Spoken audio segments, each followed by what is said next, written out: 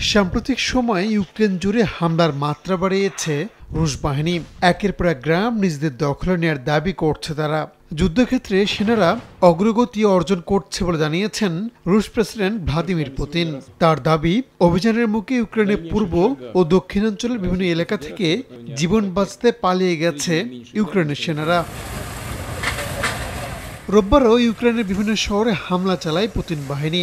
রুশ ক্ষেপণাস্ত্র হামলায় কয়েকটি আবাসিক ভবন ক্ষতিগ্রস্ত হয়েছে। শিশুসহ কয়েকজন হতাহতের দাবি করেছে কিয়েভ।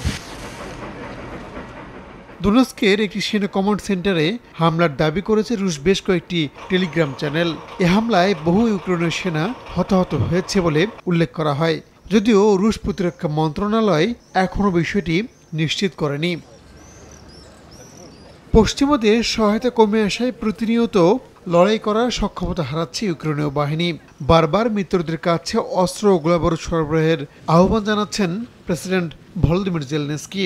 এমনকি চলমান যুদ্ধ বন্ধে একটি পরিকল্পনা তৈরি করছেন বলেও জানিয়েছেন তিনি। এক সংবাদ সম্মেলনে জেলেনস্কি বলেন, সংঘাত বন্ধে কূটনৈতিক উপায়ে চেষ্টা করছে তার সরকার।